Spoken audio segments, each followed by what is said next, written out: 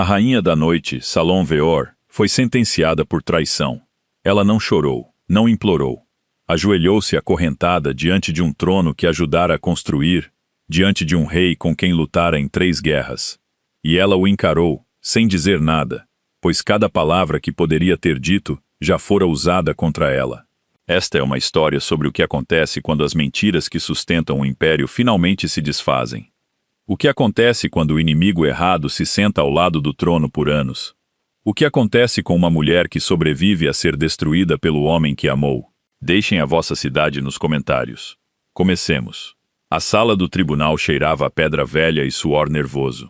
Sempre cheirava assim quando o Alto Conselho se reunia no inverno, com os braseiros queimando demais perto dos estrados, e as arcadas exteriores deixavam o ar frio do pátio infiltrar-se. Em algum lugar entre essas duas temperaturas, os senhores e damas reunidos do Império Blackthorn estavam em seus casacos formais, tentando parecer que não já haviam decidido o veredicto 3 dias antes. A rainha Selene Veor Draven estava no centro do salão, os pulsos amarrados em correntes de ferro polidas para a ocasião. Alguém pensou nesse detalhe, dedicou tempo a polir o metal antes de prendê-lo aos pulsos de uma mulher que cavalgara pela campanha da Medula de Cinzas, com uma espada de cavalaria na mão e sangue no rosto por 11 dias consecutivos. As correntes eram cerimoniais agora. Performance. O Império Blackthorn funcionava com performance da mesma forma que reinos menores funcionavam com grãos. Ela não olhou para as correntes. Olhou para Caor. O rei Caor Draven sentava-se no trono de ferro como sempre se sentara. Coluna ereta, mandíbula cerrada, ambas as mãos repousando nos braios, com a quietude particular de um homem que se treinara desde menino para nunca parecer incerto em público. Ele usava o casaco cerimonial preto com o fecho prateado no colarinho. Seu cabelo escuro era cortado rente nas laterais. Ele parecia um rei em todos os sentidos, e esse era o objetivo, e ele não a olhara diretamente desde que ela fora escoltada para a câmara. Isso lhe disse mais do que qualquer outra coisa na sala.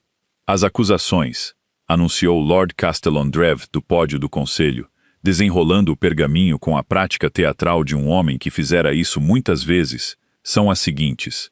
A rainha Selene Veor Draven, consorte do trono Blackthorn, é acusada de comunicação sediciosa com comandantes insurgentes do norte, com a desorientação deliberada de ativos de inteligência imperial durante a segunda campanha do Vale de Harrow, e com o fornecimento de linhas de suprimento e passagem secreta para forças rebeldes operando nos territórios do norte do Império.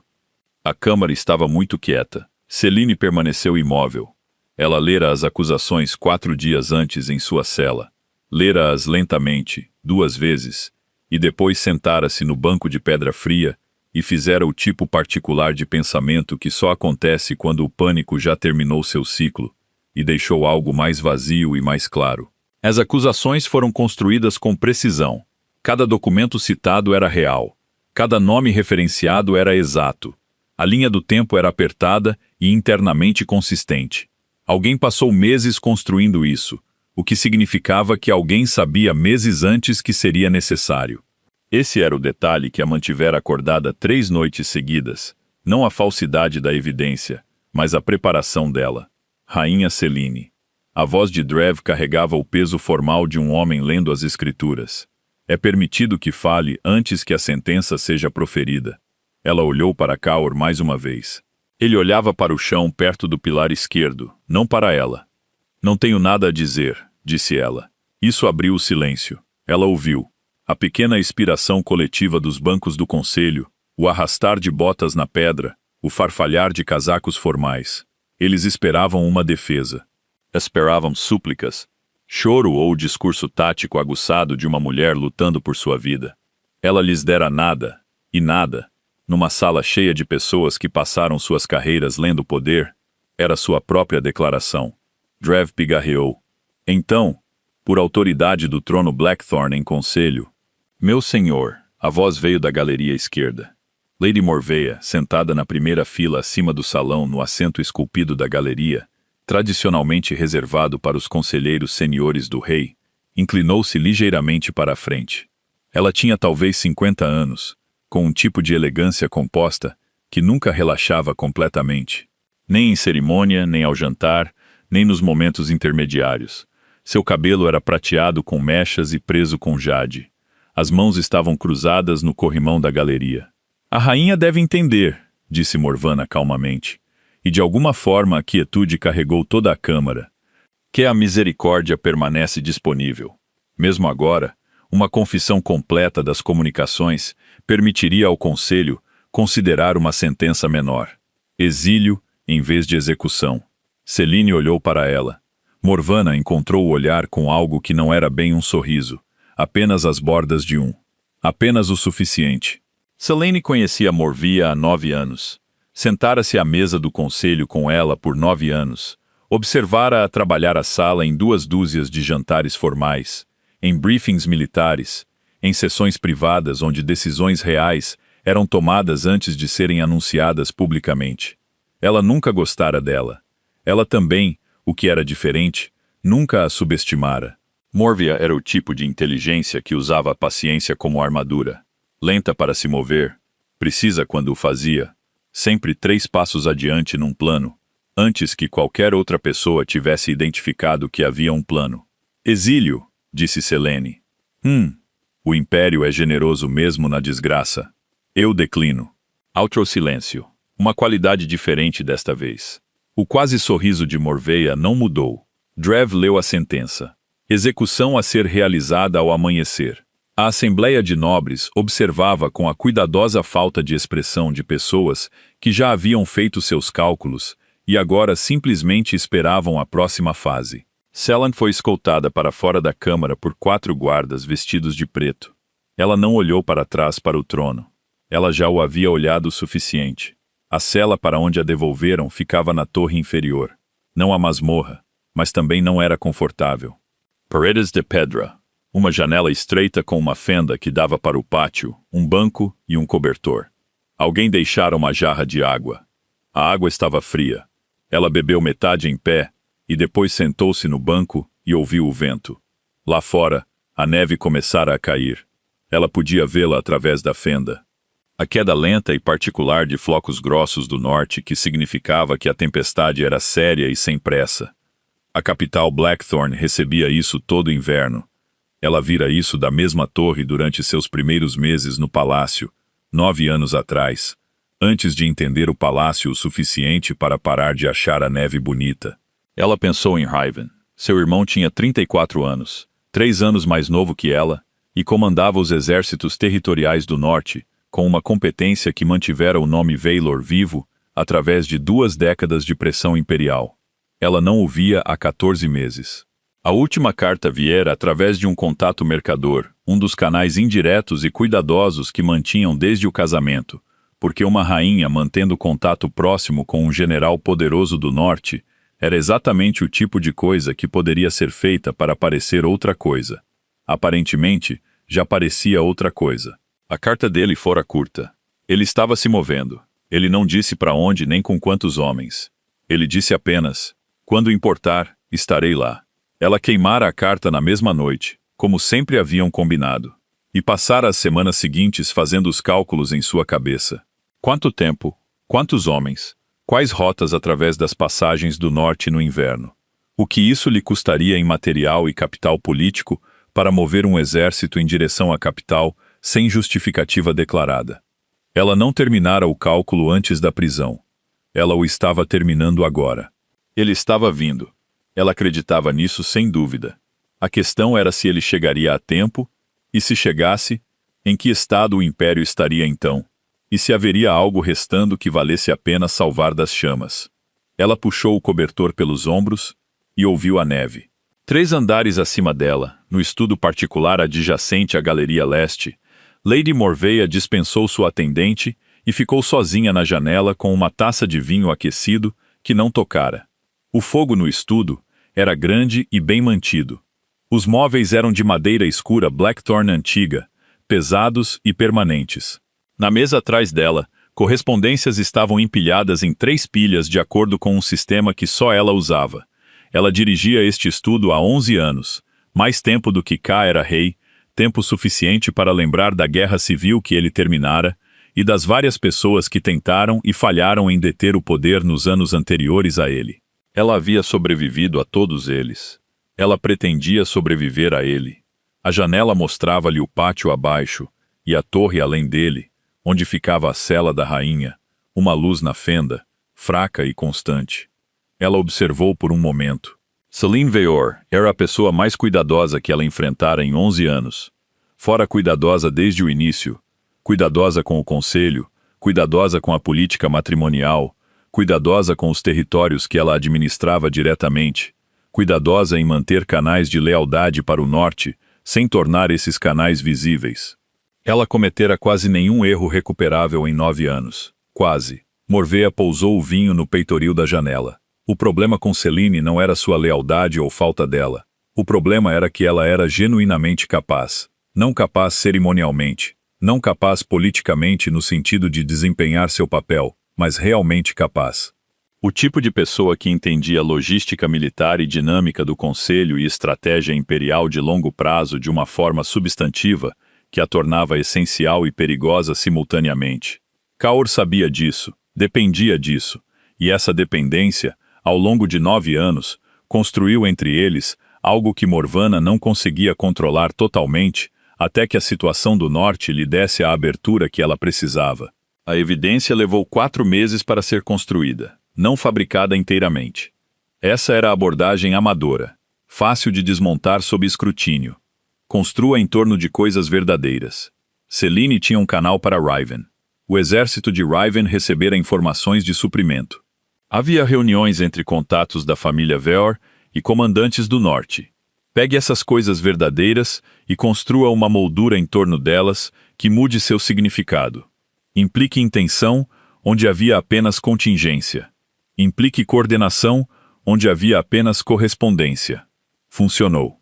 Funcionou porque Kaor, em sua essência, era um homem que acreditava que a traição era sempre possível. Seu pai fora traído. Seu predecessor fora traído. A razão pela qual ele mantinha um controle tão rígido sobre o conselho e seu círculo pessoal era a certeza profunda de que a lealdade era uma condição superficial. Dei-lhe sempre evidências que confirmassem o que ele mais temia sobre seus relacionamentos mais próximos, e ele não questionaria a evidência. Ele questionaria o relacionamento que tinha. Havia apenas uma variável restante. Ela se virou da janela e pegou o vinho, bebendo-o sem sentir o gosto. O príncipe. Os aposentos pessoais de Kaur ficavam na ala oeste, no andar acima das salas de estado. Ele estava sozinho. Dispensara sua comitiva imediatamente após a sessão do conselho e estava sozinho há 3 horas. O fogo estava baixo. Ele não o atiçara. Ele estava sentado na cadeira perto da janela fria com o relatório de inteligência nas mãos, embora tivesse parado de lê-lo há algum tempo. As páginas repousavam em seu joelho, ligeiramente amassadas por terem sido manuseadas e remanipuladas. A câmara estava silenciosa, exceto pelos pequenos sons do fogo e do vento do pátio. Ele se casara com Celine há 8 anos. Fora 1 ano após o fim formal da Guerra Civil, quando os territórios do norte foram tecnicamente incorporados, mas praticamente sem governo, e a família Veyor controlava mais poder militar real no norte do que qualquer um de seus próprios generais. O casamento fora estratégico para ambos os lados. Ele entendera isso, ela entendera isso. Não fingiram o contrário. O que ele não esperava era o resto, que ela fosse boa nisso, no trabalho real de administrar um império. Não a parte cerimonial, não receber embaixadores e ficar ao lado do trono em ocasiões públicas, mas a parte real. As avaliações de inteligência e os debates logísticos, e as longas sessões com comandantes militares, onde ela ouvia tudo antes de falar e, quando falava, geralmente acertava. Ela a vira construir credibilidade com seus próprios generais ao longo de 3 anos, não porque ela desempenhasse o papel de consorte da rainha, mas porque era substancialmente competente, e os generais acabaram parando de se surpreender com isso. Ele não esperava confiar em seu julgamento. Ele não esperava, após o primeiro ano de arranjo formal, se pegar esperando pela análise dela de uma situação antes de tomar uma decisão, ou se encontrar em sessões estratégicas noturnas que se estendiam após a meia-noite porque nenhum dos dois queria parar, ou registrar em algum lugar sob a performance de um casamento imperial, algo que não era exatamente a palavra com a qual ele se sentia confortável, mas estava na direção geral dela. Ele não esperava nada disso. E também não esperava quão rápido isso poderia se tornar a coisa que tornava a evidência mais convincente. Porque a evidência dizia que ela usara esse acesso, usara a confiança, pegara tudo o que construíra dentro das muralhas do palácio e o alimentara silenciosamente para o exército que um dia poderia precisar se mover contra ele. A coisa sobre traição era que ela só doía na proporção do que você dera. Ele colocou o relatório no braço da cadeira. Ele lhe dera 9 anos. Ele lhe dera acesso a tudo. As redes de inteligência, as sessões de planejamento militar, as discussões do conselho privado que nunca apareceram em registros oficiais. Se ela quisesse dar a Riven um quadro completo das fraquezas defensivas imperiais, ela estava em posição de fazer exatamente isso por anos. Morvanna lhe mostrara a correspondência, os manifestos de suprimentos com destinos do norte, os registros de reuniões. Ele lera tudo 3 vezes. Esfregou o rosto com as 2 mãos. Do lado de fora da janela, a neve caía forte agora. O pátio abaixo estava branco e imaculado. Houve uma batida na porta da câmara. Não hoje à noite, disse ele. Uma pausa. Então a porta se abriu de qualquer maneira. Ele se virou. Morvenna estava na soleira da porta.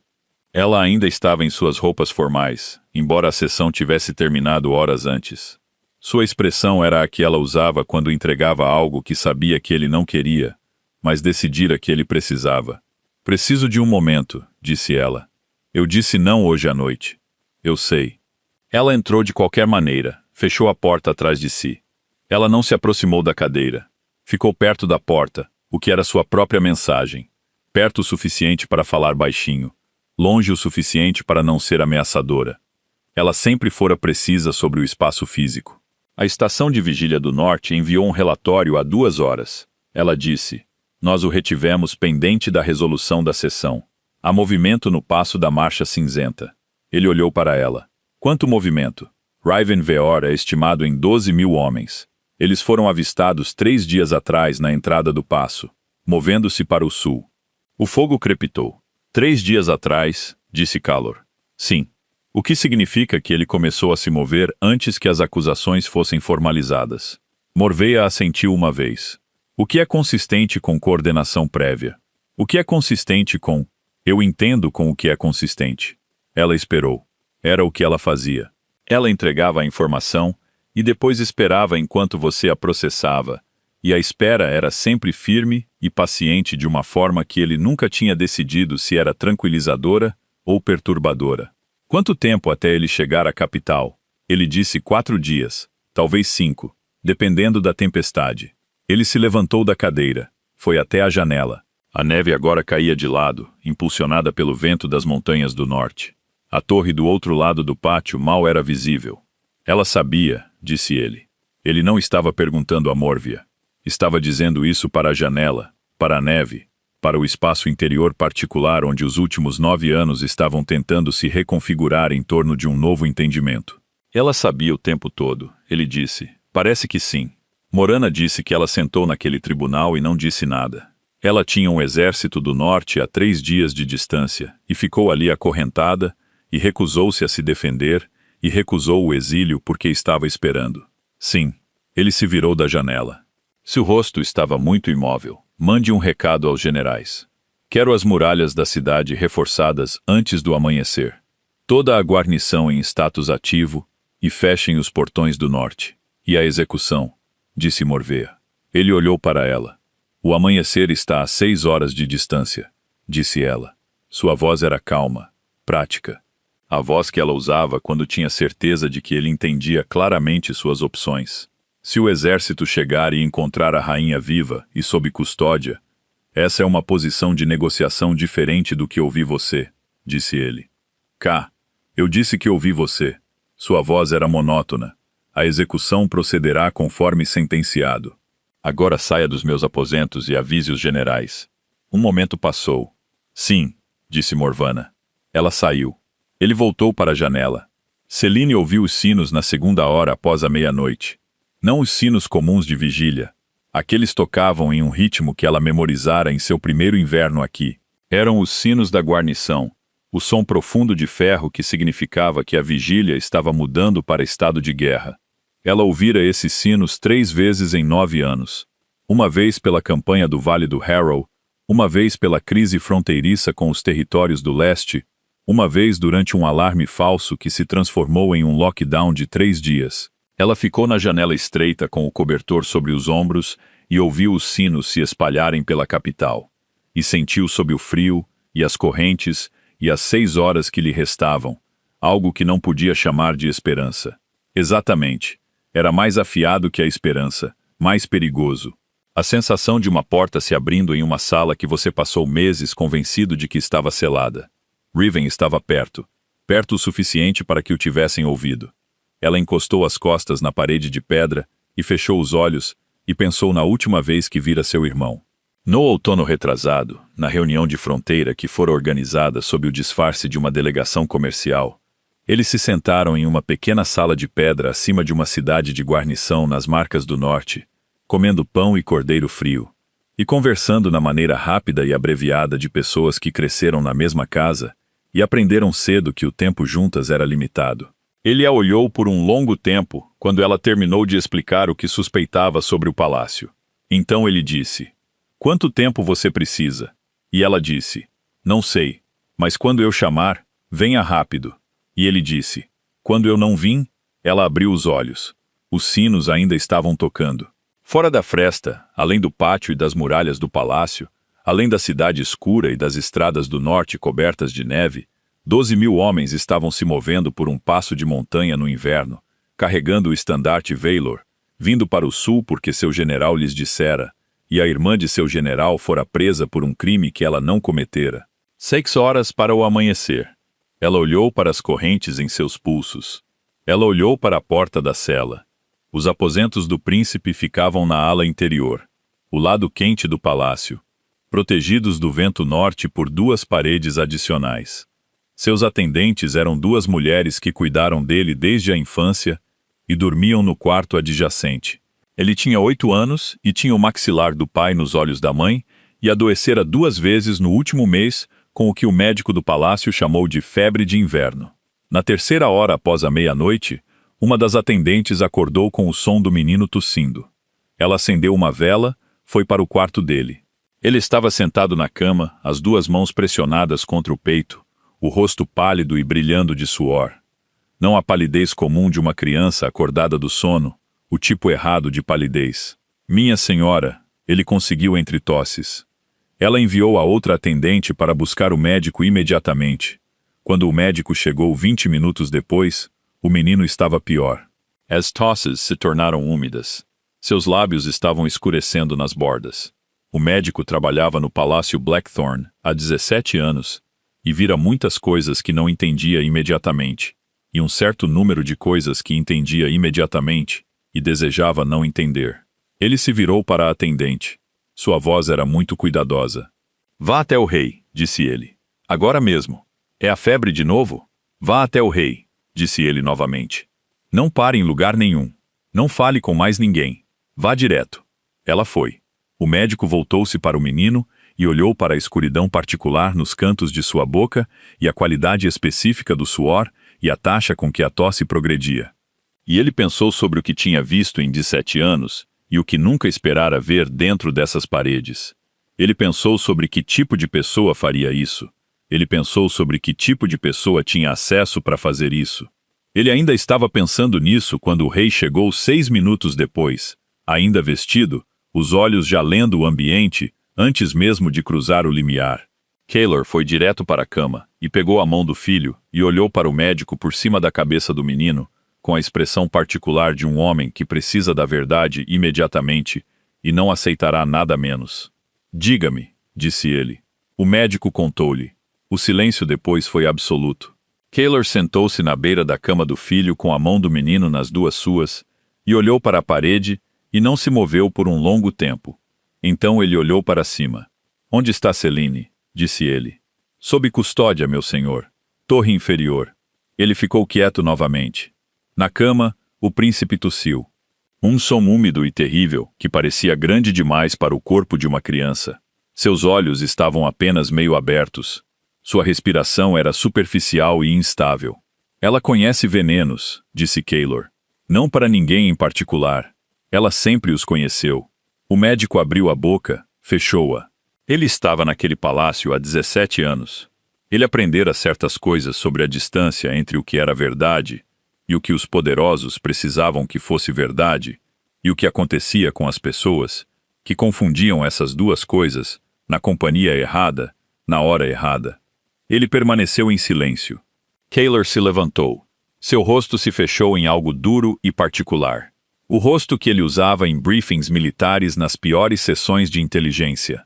Mantenha-o vivo, disse ele. Disse a qualquer custo. O que precisar. Mantenha-o vivo até o amanhecer. Sim, meu senhor.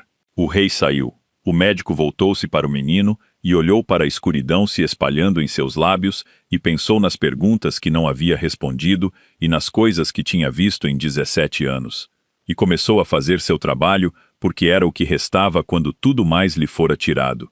Do outro lado do palácio, na torre inferior, Celine estava em sua janela estreita e observava a neve, e ainda não sabia o que estava acontecendo com seu filho. Ela saberia pela manhã.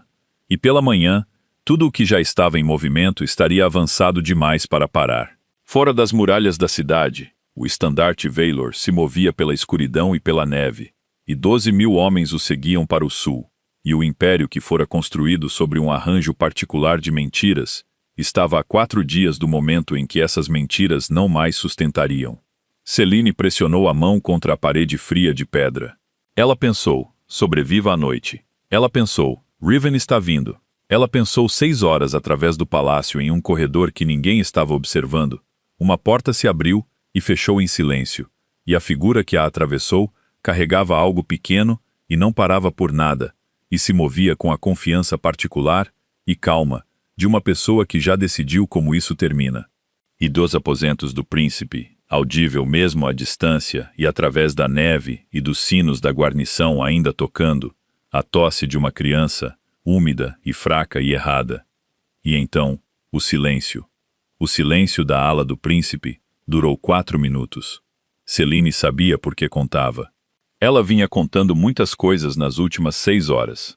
Os intervalos dos sinos, a rotação da guarda do lado de fora de sua porta, o número de vezes que ouviu botas no cordão ou na pedra acima dela.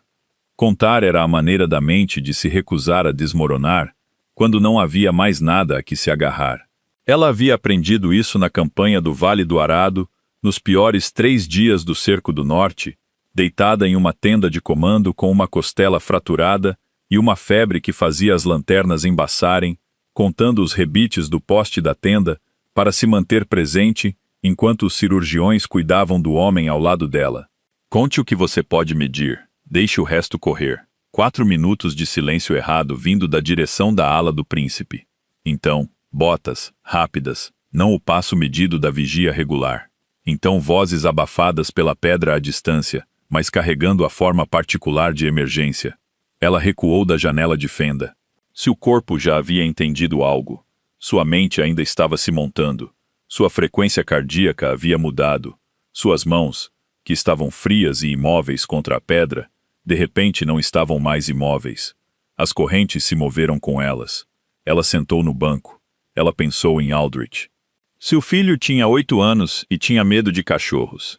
E recentemente havia decidido que a geografia oficial do Império estava imprecisa em várias regiões do norte.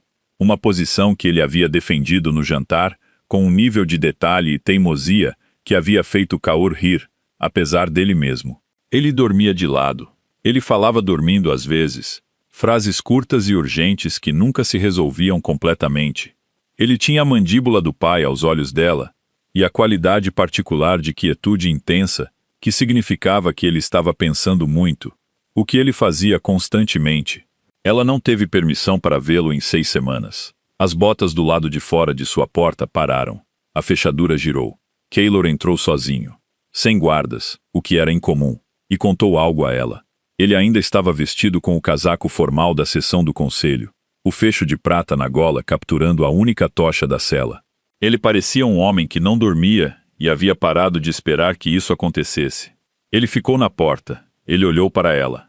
Aldrich, ela disse. Não era uma pergunta. Algo se moveu em seu rosto rapidamente e depois desapareceu. Ele está vivo. O médico está com ele. Ela soltou o ar. Ele desmaiou há 1 hora, disse Calor, tossindo sangue. O médico acredita que é um composto de veneno, de ação lenta, provavelmente introduzido nas últimas 2 a 3 semanas. Ela olhou para ele diretamente. Você está aqui porque precisa que eu o identifique. Eu estou aqui porque ele parou. A cela era muito pequena e ele ainda estava na porta, e o espaço entre eles tinha 9 anos nele, e o arquivo de evidências, e a sentença que estava programada para o amanhecer, e o que quer que as últimas 6 horas tivessem feito em seu rosto. Você conhece venenos, disse ele. Saiu plano. Não uma acusação, apenas um fato sendo colocado para ver o que era. Eu os conheço, ela disse. Eu também sei que estou nesta cela há 4 dias, sem acesso a nada. O que você sabe. Eu sei. E você sabe de onde vem a comida de Aldrich? Quem a manipula? Como é a cadeia de custódia na ala interior? Sua mandíbula apertou. Calor. Sua voz estava calma. Custou a ela. Mantê-la calma custou a ela mais do que as correntes. Deixe-me vê-lo. Você foi sentenciada à execução ao amanhecer. Eu sei. Deixe-me ver meu filho. Ele ficou quieto por um longo momento. Ele estava fazendo as coisas que ela ouvira fazer em 9 anos de decisões difíceis. A contabilidade interna, o peso, a maneira como seus olhos ficavam ligeiramente distantes quando ele estava executando um cálculo em tempo real. Ela sempre conseguiu ler. Ela sempre tomou cuidado para não deixá-lo saber que podia. Você será acorrentada, disse ele. 6 guardas. Tudo bem, se você tentar algo, Keylor. Ela se levantou do banco. A corrente se moveu. Ela o olhou com tudo o que tinha. Toda a firmeza que ela havia construído nos últimos 4 dias nesta cela. Tudo o que ela não havia gasto em medo, ou luto, ou raiva. Ele é meu filho. Deixe-me vê-lo.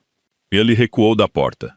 Vamos então, disse ele. O quarto do príncipe cheirava a suor de febre e algo por baixo que ela identificou em 3 segundos. Amargo, levemente mineral com o tom subjacente específico que os boticários do norte chamavam de resíduo de raiz fantasma. Não um composto comum, não algo que aparecesse em cadeias de suprimentos comuns. Algo que exigisse acesso a fontes específicas e conhecimento específico de preparação. Ela foi rapidamente para a cama, os guardas se movendo com ela, e ela olhou para Aldrich. Ele era a pior versão de pálido. A escuridão nos lábios era parcial, não avançada, não resolvida. O médico, um homem mais velho que ela reconheceu como Hendrith, estava na mesinha de cabeceira com as mãos juntas, e a expressão transformada na neutralidade cuidadosa particular de um homem com algo a dizer e razões para não dizê-lo.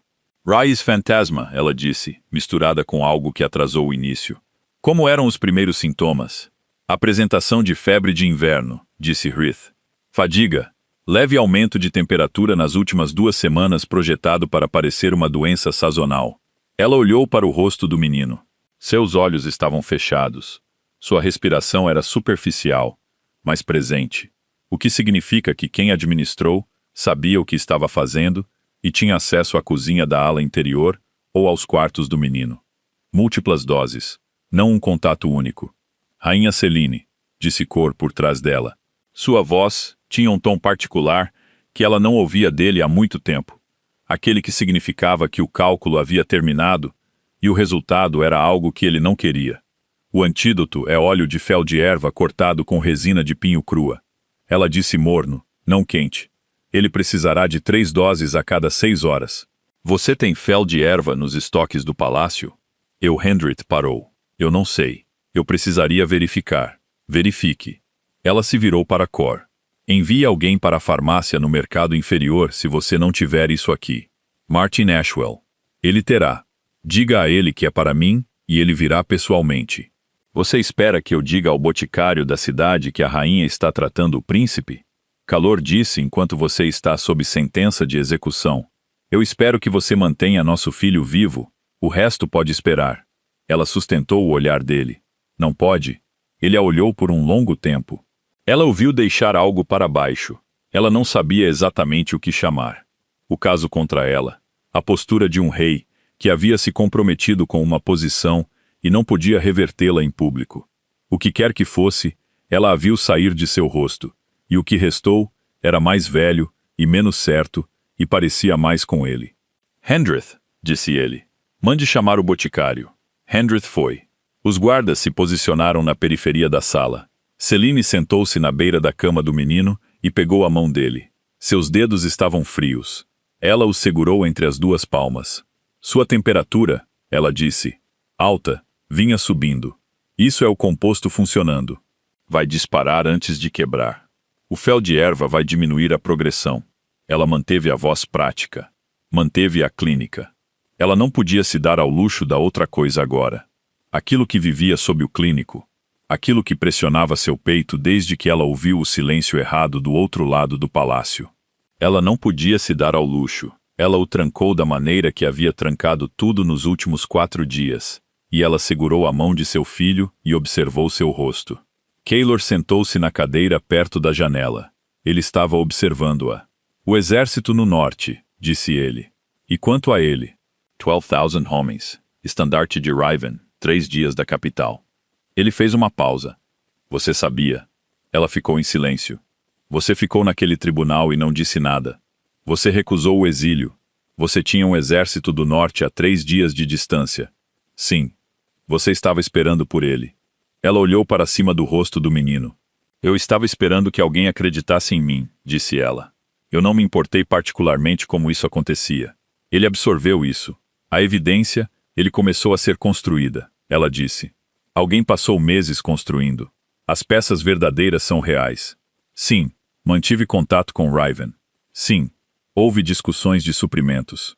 Fizemos isso porque os territórios do norte foram sub-recursos por 3 anos, e o conselho continuou recusando-se a resolver, e eu não ia deixar isso fermentar em outra guerra civil, porque os conselheiros sentados ao lado do seu trono não se importavam de olhar além das muralhas da capital. Ela manteve a voz calma. Tudo que parece traição é algo que eu realmente fiz pelo Império. O quadro em torno disso é a mentira. Keylor ficou em silêncio. Alguém construiu, ela disse novamente. Alguém com acesso a arquivos de inteligência, a registros de correspondência, ao cronograma de movimentos de comando do norte. Alguém que entendeu exatamente como organizar coisas verdadeiras em uma imagem falsa. Ela observou o rosto dele. Você sabe quantas pessoas neste palácio têm essa combinação de acesso e capacidade? Ele não disse nada. Ela olhou de volta para o menino. Pense nisso, disse ela baixinho. Enquanto você pensa em tudo mais. Basham. Sim. Morvea recebeu o relatório de sua atendente à 4ª hora após a meia-noite. A rainha havia sido escoltada da cela para os aposentos do príncipe. Ordem real não programada. Ela ficou em sua mesa com um bilhete na mão e o leu 2 vezes. Então ela o colocou. Isso foi um desvio, mas não um que não pudesse ser gerenciado. Cor estava respondendo à doença do príncipe com o recurso mais próximo disponível. Isso era previsível. Isso, na verdade, era o que ela antecipara quando selecionou o momento. A questão era o que Céline disse a ele nas próximas 2 horas e o que Claude faria com isso. A questão do fel de erva era uma variável. Céline, identificando o composto tão rapidamente, sugeria que ela o havia encontrado antes, o que significava que ela poderia ser capaz de construir um rastro de origem parcial. Essa era uma janela menor do que Morvea havia planejado. Ela precisava que a execução prosseguisse ao amanhecer. Se Kaur saísse daquele quarto em 2 horas e emitisse uma suspensão, a janela teria desaparecido. O exército de Heaven chegaria à capital, encontraria a rainha viva, e toda a estrutura de evidências se tornaria objeto do tipo de escrutínio que não sobreviveria. Ela perderia o conselho, perderia o rei, perderia 11 anos de posicionamento em uma única reversão. Portanto, a execução tinha que prosseguir, o que significava que Calor tinha que sair daquele quarto, acreditando em algo que mantivesse a sentença. Ela dobrou o bilhete da atendente. Ela pensou por um momento. Então ela foi para a pilha de correspondências no lado direito de sua mesa, aquela que ela mantinha para contingências, e encontrou o documento que havia preparado 3 semanas atrás, e reservou para exatamente este tipo de momento. Ela o leu uma vez para confirmar que dizia o que ela precisava. Dizia. Ela colocou seu casaco externo e foi procurar o capitão da guarda pessoal do rei. Céline ouviu a porta se abrir atrás dela e não se virou imediatamente. Ela registrou o movimento, registrou o peso e a cadência particulares do passo. Não K, não um dos guardas. O passo de alguém que se movia com a facilidade deliberada e controlada de uma pessoa que passou anos tornando-se discreta em salas de poder. Ela se virou. Morvina estava na porta. Ela tinha um documento na mão. Sua expressão era a mesma calma, paciente quietude de sempre. A expressão que parou de ser lida como natural para Celine por volta do 3º ano e começou a ser lida como uma máscara que foi usada por tanto tempo que havia esquecido o que estava cobrindo. Peço desculpas pela intrusão, disse Morvana. Meu senhor, isto é para Calor. Calor olhou para cima da cadeira. Morveia, esta não é a hora. Eu sei, sinto muito. Ela estendeu o documento. Isto chegou pelo canal de inteligência há 2 horas. Eu estava tentando determinar se deveria trazê-lo para você esta noite ou esperar até amanhã de manhã. Dada a condição do príncipe, decidi que não podia esperar. Cor pegou. Selene observou o rosto dele enquanto ele lia. Ela observou a maneira como seus olhos se moviam pela página, a qualidade particular de sua quietude. Ela sentiu a temperatura na sala mudar. O que é isso? Ela disse. Kaylor a observou por cima da borda do documento. Algo havia retornado ao seu rosto. Não a versão da Câmara do Conselho. Não o veredito frio. Algo mais novo e menos controlado. Algo que parecia um homem que tentara acreditar em algo e acabara de receber um motivo para continuar acreditando. É um registro de comunicação, disse ele. Entre um posto de comando do norte e um contato dentro do palácio. Fez uma pausa. Datado de 8 meses atrás. O contato é identificado por um código cifrado que se resolve a uma fonte interna específica. Que fonte? Ela perguntou. Ele contou a ela. O nome era dela. Ela olhou para Morvana. Morvia estava parada muito quieta perto da porta, com as mãos cruzadas e a expressão inteiramente inalterada. Celine compreendeu então não a arquitetura completa, não cada peça, mas a sua forma. A forma do que estava acontecendo naquela sala naquele exato momento. O documento era forjado. Era uma boa falsificação, boa o suficiente para passar por um rei que estava exausto e assustado com o filho, e que já estava meio convencido há meses. Boa o suficiente para desfazer tudo o que as últimas 2 horas haviam construído. Morvana sabia que seria trazida para cá, havia se preparado para isso. As correntes em seu pulso pesavam exatamente o que sempre pesaram. Celine não olhou para elas. Ela olhou para Kior. Esse documento, disse ela, não é real. O código se resolve à sua designação interna, disse ele. Então alguém usou minha designação. Alguém que teve acesso ao registro de códigos. A voz dela era muito firme. K, olhe para onde você está. Olhe para o que está acontecendo com seu filho e pergunte-se quem teve acesso a esta ala nas últimas 3 semanas. Ele olhou para ela. Olhou para o documento. Olhou para Morvana. Morveia encontrou seu olhar com 11 anos de paciência, confiabilidade e uma firmeza que nunca errava. Selene o observou escolher. Ela o observou acontecer em tempo real. A maneira como o cansaço e o medo, e o peso de uma decisão já tomada, podiam sobrepor a parte da pessoa que ainda queria pensar. A maneira como a voz familiar de um conselheiro de confiança podia soar mais como terra firme do que a voz desconhecida da mulher acorrentada, mesmo quando tudo mais na sala apontava para outro lugar. Devolva-a para a cela, disse ele. Os guardas se moveram. Celine não resistiu. Ela os deixou pegar seus braços e virá-la em direção à porta.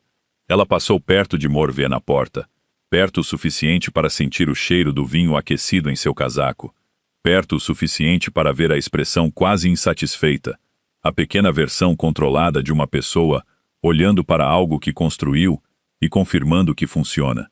Ela sustentou o olhar de Morvana por 2 segundos. Morvana olhou de volta sem nada em seu rosto. Eles levaram Selene de volta pelo corredor, de volta para a torre inferior, e atrás dela, ela podia ouvir a respiração superficial de seu filho e o som baixo do fogo e o vento do pátio onde a neve ainda caía. O amanhecer estava a 2 horas de distância. Riven estava a 4 dias de distância, e em algum lugar do palácio, um documento que não existia 8 meses atrás estava nas mãos do rei, fazendo a última parte do trabalho para o qual foi construído. Ela andou. Pensou. Sobreviva. Pensou. Ainda há um caminho. Pensou. Encontre-o. A porta da torre fechou atrás dela, e em algum lugar por baixo de tudo isso, trancado onde não poderia custar-lhe nada, o som da respiração de seu filho naquele quarto, presente, superficial, errado, Tocava em loop que ela não conseguia desligar. Por 2 horas ela sentou no banco de pedra no escuro e começou a pensar mais rápido do que jamais pensara em sua vida. A primeira hora ela gastou no veneno, não na execução, não em Raven, não em Kaor, não no documento que não existia 8 meses atrás, mas que existia agora nas mãos do rei e estava fazendo seu trabalho com a eficiência silenciosa de uma arma bem feita. Ela gastou a primeira hora no veneno porque o veneno era solucionável, e seu filho ainda estava respirando. E enquanto essas duas coisas fossem simultaneamente verdadeiras, havia algo real para se agarrar. Composto de raiz fantasma com ativador retardado. Ela o havia identificado corretamente. Tinha certeza disso. A questão era a variante de preparação específica, porque a raiz fantasma tinha 3 formas compostas comuns, e o tratamento diferia nas margens, dependendo de qual variante havia sido usada. O escurecimento dos lábios sugeria a forma secundária, o que significava que a dose de Felwart precisava ser maior do que ela havia especificado inicialmente. Hendrith não saberia disso. Ela não estava confiante de que Martin Ashwell saberia disso também. Não sem mais informações sobre o cronograma de apresentação. Ela precisava enviar uma mensagem para o médico. Ela não tinha papel, nem tinta, nem maneira de contatar ninguém fora daquela cela. Ela sentou com isso por aproximadamente 90 segundos. E então, ela começou a pensar nos guardas. Havia 2 do lado de fora de sua porta. Ela aprendeu a rotação deles em 4 dias. Não seus nomes, mas seus padrões. Aquele que entrava à meia-noite era mais jovem. Movia-se com a energia ligeiramente incerta de alguém ainda aprendendo o que era autoridade no corpo. Aquele que o substituía na terceira hora era mais velho, calmo, metódico. Era atualmente a 4ª hora, o que significava o guarda mais velho. Ela se levantou e bateu na porta da cela. 3 vezes, espaçadas uniformemente, a batida de solicitação formal. Aquela que significava, preciso falar, não preciso de ajuda. Uma pausa. Então a fenda na base da porta se abriu. Aquela usada para entrega de comida. O quê? Disse o guarda. Preciso enviar uma mensagem para o médico do palácio, Hendrith. Diz respeito ao tratamento do príncipe. Eu não sou mensageira. Eu sei. Mas o príncipe vai piorar antes do amanhecer se o médico usar a dose padrão de Felwart para uma apresentação composta primária. A variante secundária requer um corte maior. Ela manteve a voz uniforme e técnica. Vozes técnicas faziam coisas que vozes urgentes não conseguiam. O médico precisa saber a dosagem antes da primeira administração, que ocorrerá em aproximadamente 2 horas. Silêncio. O príncipe, disse o guarda. Sam, outro silêncio, mais longo. Ela esperou. Eu vou passar, disse ele. Se voltar que estou perdendo meu tempo. Não estou. Ela ditou o ajuste de dosagem através da fenda do chão, em termos claros e específicos. Ela o ouviu repetir hesitantemente. Ela corrigiu um número. Ele repetiu novamente. É isso, disse ela. A fenda fechou. Ela voltou para o banco. Uma coisa resolvida. Uma coisa fora de suas mãos e nas de outra pessoa. E ela não podia controlar se ela chegava ou se era agida. Então, ela parou de gastar pensamento nisso. Essa era a disciplina dos últimos 4 dias. A disciplina de estar em uma cela sem nada para fazer, e uma execução agendada, e um exército que estava muito longe. Você não podia se dar ao luxo de gastar pensamento nas coisas que não podia mover. Você gastava nas coisas que podia, e você construía para frente a partir do que tinha. E você não olhava para a distância entre onde você estava e onde precisava estar, porque essa distância não era o ponto. O ponto era o próximo passo. Sempre apenas o próximo passo. Ela pensou em Morvana, não a mulher que ela observava do outro lado das mesas de conselho por 9 anos. Não a presença calma e paciente na cadeira da galeria, ou o casaco formal com os broches de jade. Ela pensou na arquitetura, 11 anos no palácio.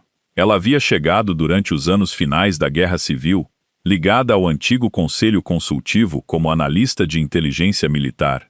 Ela havia sobrevivido à guerra, à transição, à ascensão de Kaor e à remodelação do conselho que se seguiu. Ela havia se tornado indispensável pela qualidade de seu trabalho de inteligência e pela confiabilidade de seus conselhos e pela completa ausência de qualquer agenda pessoal visível. Essa última parte era o ofício. Era o que mais levava tempo para construir e era o mais difícil de manter, e era, Celine entendia agora, a coisa mais perigosa sobre ela. Não a inteligência, não o acesso, a invisibilidade do querer. Todos no palácio queriam algo. Os membros do conselho queriam posição e alocação de recursos. Os generais queriam atribuições de campanha e orçamento. Os senhores menores queriam proximidade ao poder. O querer de todos era visível se você observasse tempo suficiente, porque o querer eventualmente se manifestava nos padrões de quem você cultivava, por quais decisões você lutava, quais perdas você aceitava sem reclamação. O querer de Morvana nunca se manifestava, o que significava que ou ela não queria nada, o que não era possível, não neste prédio, não depois de 11 anos, ou ela queria algo tão grande e com um horizonte tão longo, que os movimentos individuais em direção a ele pareciam nada. Celine vinha se fazendo a pergunta errada por 9 anos. Ela vinha se perguntando o que Morvana queria no conselho, na configuração atual do Império. Ela deveria ter se perguntado o que Morvana queria que o Império se tornasse. Ela sentou com essa pergunta agora na escuridão da cela e a deixou se desenvolver. Keylor não tinha um sucessor com nome. Aldrich tinha 8. Se Aldrich morresse, e com o veneno agindo, e a informação de dosagem possivelmente não chegando a Hendrit a tempo, a sucessão estava aberta. Uma sucessão aberta em um império desestabilizado, com um exército do norte nos portões, e um conselho que passou os últimos meses sendo silenciosamente reposicionado por uma mulher que entendia a arquitetura da lealdade melhor do que qualquer um no prédio. Ela pensou que Morvana não quer ser rainha. Ela pensou que Morvana quer construir uma. O documento era a parte que lhe dizia, não a falsificação em si, mas o momento dela. Morveia a trouxera durante a única janela em que a resistência de Kior era mais baixa, depois que ele vira Celine tratar o príncipe, depois que as 2 horas fizeram trabalho suficiente para fazê-lo questionar a convicção. Qualquer hora antes e não teria sido necessário. Qualquer hora depois, e o questionamento poderia ter se aprofundado, além do ponto onde um novo documento poderia fechá-lo. Ela vinha observando. Ela sabia em tempo real o que estava acontecendo naquela sala e agira no momento exato, o que significava que ela tinha olhos nos aposentos do príncipe, o que significava que a ala interior não era segura, o que significava que pelo menos uma pessoa da equipe naquela ala era dela. Essa era a pessoa que administrou o veneno. Celine levantou-se do banco. Ela caminhou até a parede e pressionou ambas as palmas contra a pedra fria, e respirou pelo nariz, expirou lentamente pela boca. Aquilo que ela vinha segurando estava tentando sair agora, não medo. Era além do medo, algo mais raro do que isso. O tipo de sentimento que vive do outro lado do medo quando o medo acabou, e o que resta é pura velocidade sem direção ainda. Ela precisava de uma direção. Ela tinha 1 hora antes do amanhecer, talvez menos. O som veio neste marco de 40 minutos, não da porta, de cima. A torre tinha uma escada de acesso interior que se conectava ao corredor de vigilância no andar de cima, e a escada era fechada no topo com uma barra de ferro que era aberta 2 vezes por dia para as verificações rotineiras da cela. Ela a ouvira abrir 4 vezes em 4 dias, e conhecia seu som precisamente. Estava abrindo agora, não rotineira, cedo demais por 3 horas. Ela se levantou e encarou a porta. A porta da cela se abriu por fora, e o guarda que entrou não era o homem mais velho da rotação. Era um mais jovem que ela não reconheceu em seu uniforme preto padrão de Blackthorn, e atrás dele estava alguém que não estava uniformizado. Drev, o Lord Castellan. Ele estava vestido com roupas de viagem, o que era incomum, e parecia um homem que tomara uma decisão recentemente e ainda vivia com o custo dela. Rainha Celine, disse ele. Ela o olhou. Drev, tenho aproximadamente 10 minutos antes que o capitão da vigilância perceba a irregularidade da rotação. Ele não se moveu mais para dentro da cela. Manteve a voz baixa e plana. Preciso que você escute. Estou escutando. A ordem de execução permanece. O rei não a rescindiu, mas há um problema com a guarnição esta manhã, que criará um atraso no agendamento. Ele fez uma pausa, medindo algo. Um atraso de aproximadamente 40 minutos. Ela o olhou firmemente. Por que você está me dizendo isso? A mandíbula dele se moveu. Porque eu estou neste palácio há 16 anos, E eu sei como é o composto da raiz fantasma, e eu sei quem tem o acesso e o conhecimento para administrá-lo, e eu sei que não é você. Ele encontrou o olhar dela. E porque minha filha tem 7 anos, e o príncipe tem 8 anos, e eu cansei de fingir que esses 2 fatos não significam nada para mim. O silêncio foi muito curto. A passagem norte no corredor leste inferior, disse ela, abaixo da armaria da guarnição, foi desativada. Ela se conecta à antiga estrada de serviço fora do muro. Ele assentiu uma vez. O portão está enferrujado, mas abre. 40 minutos a menos, talvez. Depois disso, não posso controlar o que acontece. Ela o olhou. Ela conhecia Drev há 9 anos. Havia trabalhado com ele no lado administrativo de 3 campanhas territoriais. Havia se sentado em frente a ele, em sessões de conselho, onde ele mais ouvia e ocasionalmente fazia uma observação precisa e seca que mudava a direção da conversa. Ela nunca o considerou um aliado, ela também nunca o considerou um inimigo. Ele era uma das fixações permanentes do palácio, o tipo de oficial que sobrevivia a reis individuais por ser genuinamente útil e genuinamente difícil de ler. Por que agora? Ela disse. Você poderia ter agido antes. Algo cruzou o rosto dele. Pensei que o rei veria por si mesmo. Pensei que ele pararia. Eu estava errada sobre o que eu pensava. Aquela foi a coisa mais honesta que ela já o ouviu dizer. O médico, disse ela. Hendrith, as informações de dosagem que enviei pela guarda. Eu me certificarei de que ele as receba. Isso eu posso fazer. Ele olhou para ela mais uma vez e depois desviou o olhar para a porta. O jeito que um homem olha quando se comprometeu com algo e agora está apenas gerenciando o movimento para frente. A irregularidade da guarnição começará em 8 minutos. Depois disso, o tempo é seu. Ele saiu. O guarda com ele hesitou na porta por um momento. Jovem, incerto, parado no espaço entre uma ordem que lhe foi dada e a que ele geralmente seguia. Ele olhou para ela e ela olhou para ele, e ele fez sua escolha e saiu, deixando a porta não totalmente trancada. Ela esperou 4 minutos. Ela os contou. Então ela empurrou a porta e entrou. O corredor leste inferior estava exatamente onde ela dissera que estava porque ela havia mapeado este palácio em seu primeiro ano dentro dele. Não formalmente, não com papel, mas com a atenção cuidadosa de alguém que entendia que conhecer as saídas não era paranoia, mas aritmética. Você contava as coisas que podia medir. As saídas eram mensuráveis. O corredor estava frio e sem luz. O chão de pedra coberto por uma fina camada de areia que não havia sido perturbada recentemente. As tochas de parede foram retiradas anos atrás, quando a passagem foi desativada. Ela se moveu pela luz que vinha das grades do teto, fina, cinza. A qualidade particular da luz na última hora antes do amanhecer. Ela encontrou o portão no final do corredor, de ferro, velho, as dobradiças grossas de ferrugem. Ela colocou ambas as mãos na barra e puxou, e sentiu a resistência que não tinha nada a ver com fechaduras, e tudo a ver com anos de desuso. Ela puxou mais forte. As correntes em seu pulso limitavam sua aderência. Ela se ajustou, mudou seu ângulo, colocou seu ombro nisso, e todo o seu peso no portão gritou em suas dobradiças. Alto, alto demais. E então cedeu. O ar frio entrou de fora. Estrada escura, neve.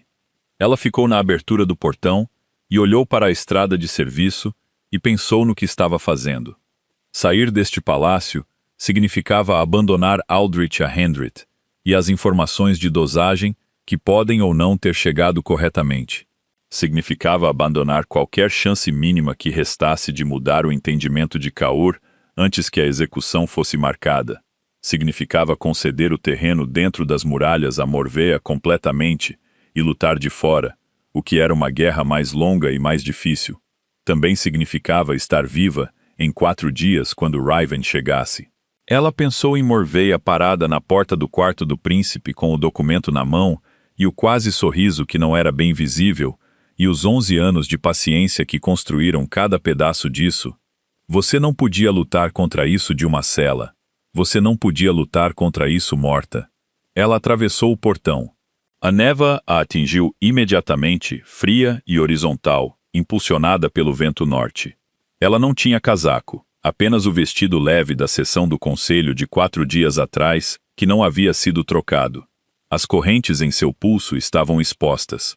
A estrada de serviço estava sem luz e esburacada, e corria ao longo da parede leste em direção à Cidade Baixa.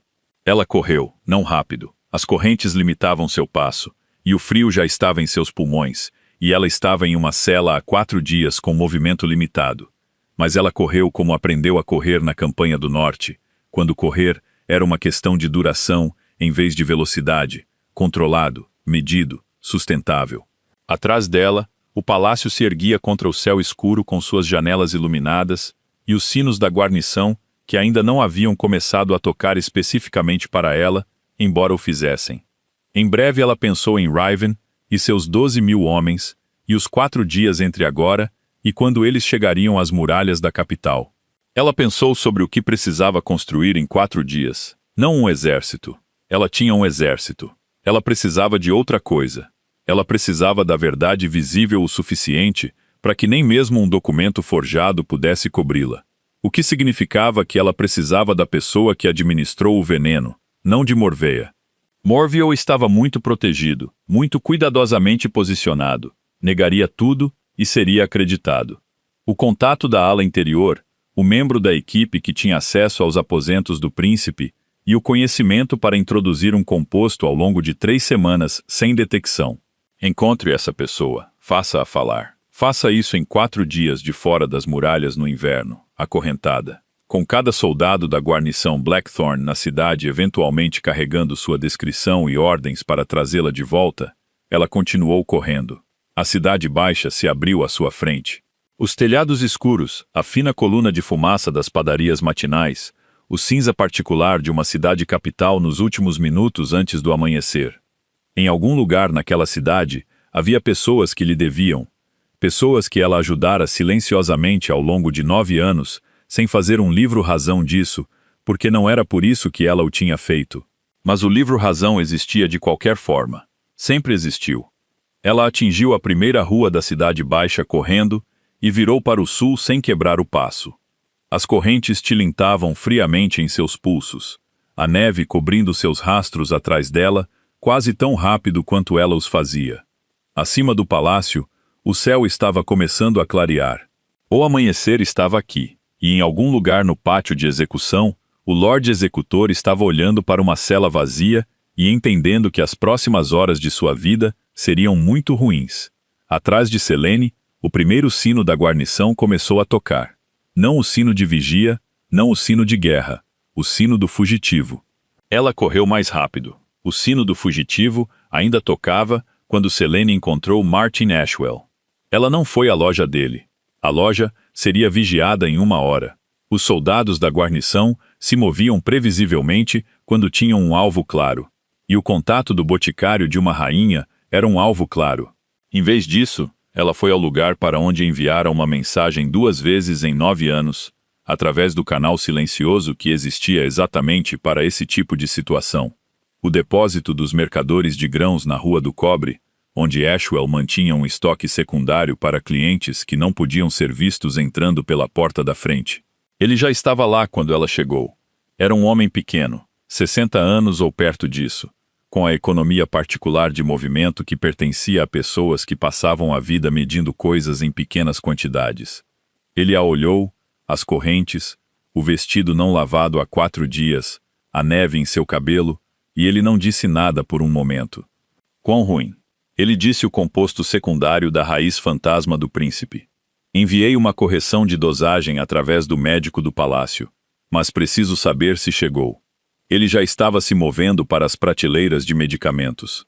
Meu menino entregou a mensagem pessoalmente 20 minutos atrás. Hendrith já estava administrando. Ele tirou uma pequena ferramenta de ferro da prateleira. Um cortador de parafusos, velho, mas funcional, usado para caixas de suprimentos. Dê-me suas mãos. Ela levantou os pulsos. Ele trabalhou as correntes em 3 lugares e o ferro caiu. Ela sentiu a ausência do peso imediatamente em seus pulsos, em seus ombros, na maneira particular como o corpo registra a liberdade antes que a mente a alcance. Há uma mulher na equipe da ala interior, disse ela enquanto ele trabalhava. Acesso aos aposentos do príncipe. Está lá há pelo menos 3 semanas. Preciso de um nome, Sou uma boticária. Você fornece para a cozinha da ala interior há 6 anos. Você sabe quem cuida do quê. Ele ficou quieto por um momento. A segunda corrente caiu no chão. Ele largou a ferramenta e olhou para ela com a expressão de um homem contando o custo de algo. Sarah Valdish, disse ele, chefe da equipe da cozinha interior. Ela chegou há 8 meses. Substituiu a chefe anterior que se aposentou. Ele fez uma pausa. Ela fez um pedido incomum através de um canal secundário há 4 semanas. Extrato de Pellium. Eu não o forneci. Eu não carrego Pellium, mas notei. Extrato de Pellium era um de 3 compostos que poderiam atrasar a ativação da raiz fantasma, o que significava que Sarah Valdish não apenas administrou o veneno, mas também obteve o ativador que o fez parecer uma febre progressiva. Onde ela dorme? Selene disse. Eu não sei disso. Quem saberia? Ele pensou. O registro da equipe é mantido pelo escritório do mordomo Drev. Drev, que a deixou sair da cela e estava atualmente gerenciando a descoberta de sua ausência com qualquer cobertura que ele tivesse preparado. Voltar para Drev era um risco, não porque ela não confiasse nele, mas porque cada conexão que ela usava agora era uma conexão que poderia ser rastreada, e conexões rastreadas se tornavam um mapa, e mapas eram perigosos. Ela calculou 40 segundos. Preciso de um casaco, disse ela. Qualquer coisa. Ele lhe deu o seu velho. Ela encontrou Sarah Valdish na 6ª hora da manhã, no estreito quarto de servos acima do mercado oriental, em um quarto que estava sendo desocupado com considerável urgência. A mulher tinha 30, talvez 32 anos, com a constituição prática de alguém que passava longos dias em pé e a atenção particular de alguém esperando ser encontrado. Ela tinha uma mala de viagem meio arrumada na cama quando Selene entrou pela porta destrancada. Destrancada porque a fuga era iminente e as fechaduras atrasam. E ela se virou e olhou para ela e ficou parada na maneira específica, que não era surpresa, porque lhe haviam dito quem esperar. Aquilo era a pista, a falta de surpresa. Morvina já avisou, disse Selene. Sarah Valdish olhou para a porta, olhou para Selene, calculou. Não faça isso, disse Selene. Você não chegará às escadas. Ela estava blefando parcialmente. Seu corpo estava subnutrido há 4 dias, e a corrida na neve havia tirado algo de suas pernas. Mas ela estava de pé na soleira da porta, e a mulher não conhecia o inventário completo do que Selene poderia fazer, e a incerteza era uma forma de contenção. Sarah sentou-se na cama. Não rendição. Avaliação. A mala ainda estava ao alcance. Você administrou o composto, disse Selene, ao longo de 3 semanas. Dosagem gradual para apresentar como febre. Extrato de Pellium para atrasar a ativação. Você obteve o Pellium através de um canal secundário há 4 semanas. Ela observou o rosto da mulher. Nenhuma negação. A ausência de negação era sua própria confirmação. Você precisa me dizer quem lhe deu o composto e as instruções. E então o quê? Sarah disse. Sua voz era plana, com sotaque do norte. Você me leva ao rei, e eu digo o que fiz, e Morvea me diz que estou mentindo, e eu termino o dia com uma corda no pescoço, em vez de um cavalo sob mim. Se você fugir, Aldrich morre. A correção de dosagem que enviei pode não ser suficiente sem saber a fonte exata da preparação. Você sabe a fonte, o que significa que você tem informações que mantêm um menino de 8 anos vivo. Sarah olhou para a mala. A distância entre uma pessoa e a coisa que ela planeja fazer era sempre visível se você observar as mãos. Selene observava as próprias mãos. Ela me mandaria matar antes que eu pudesse falar. Sarah disse, se eu for com você, ela saberá em 1 hora. Ela já sabe que você está arrumando as malas. Ela avisou que eu estava solta, o que significa que ela está te observando desde a noite passada. Ela o mandará matar, independentemente de você falar ou não, porque você é a única pessoa neste palácio que a liga diretamente ao príncipe. Selene deixou isso assentar pelo tempo exato que precisava. Sua única proteção é a visibilidade, seja vista, seja ouvida. Esteja na frente de gente suficiente para que matar você faça mais barulho do que deixar você falar. Sarah ficou em silêncio. Não estou oferecendo segurança. Selene disse. Estou oferecendo a você uma chance de não ser apagada silenciosamente nas próximas 12 horas. Essa é a versão honesta. Ela sustentou o olhar da mulher. É mais do que Morveia está oferecendo. Sarah pegou a bolsa, colocou-a de volta, levantou-se. Para onde vamos? Ela disse. A guarnição os encontrou no mercado do rio. 4 soldados, Blackthorn Black, movendo-se com a eficiência determinada de homens, com uma diretiva clara e ordens recentes. Celine os viu a 40 metros de distância e virou bruscamente para a esquerda, entrando nas fileiras do mercado coberto sem diminuir o passo. Sarah logo atrás. Os soldados gritaram. As pessoas no mercado saíram do caminho com a urgência praticada de uma cidade que aprendeu como era uma perseguição da guarnição. Eles correram 3 quarteirões antes que os soldados ganhassem terreno suficiente para cortar a rua à frente. Celine parou, avaliou. 2 atrás, 2 à frente, uma parede à esquerda e à direita, um pátio de Cooper com um portão aberto e, além dele, a borda do distrito inferior, onde as ruas ficavam estreitas o suficiente para perder a perseguição. Ela tinha 4 segundos. Ela olhou para o soldado diretamente à frente, o mais jovem à esquerda, parado com uma distribuição de peso ligeiramente incerta de alguém que esperava obediência e não estava totalmente preparado para a alternativa. Ela caminhou direto para ele, rápido, direto, sem hesitação, o andar de alguém que não pretende parar. E ela aprendeu anos atrás na campanha que a confiança do corpo se comunicava antes das palavras, e havia uma janela particular em um confronto em que a outra pessoa ainda estava resolvendo o que estava acontecendo. Ela atingiu essa janela em velocidade máxima e o empurrou, ombro esquerdo primeiro, e puxou Sarah pela brecha no mesmo movimento, e estava no pátio de Cooper antes que os soldados fechassem o vão de reação. Mais 3 quarteirões, as ruas estreitando, então uma porta que ela conhecia, um depósito de produtos secos que ela havia inspecionado 2 vezes nos primeiros anos do casamento. Quando ela estava aprendendo a infraestrutura da cidade, uma parede de pátio além dela que se conectava à passarela do antigo aqueduto que corria para leste em direção ao distrito externo da cidade.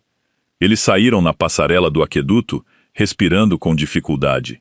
Abaixo deles, a cidade baixa. Acima, o céu estava totalmente claro agora, cinza e denso de nuvens. Os sinos da guarnição haviam mudado seu ritmo nos últimos 20 minutos. Não mais o sino do fugitivo, um padrão diferente, aquele que ela não ouvia há 9 anos. O sino de guerra. Ela parou. Sarah parou ao lado dela, mãos nos joelhos, recuperando o fôlego. Isso não é para você, disse Sarah. Não, disse Selene.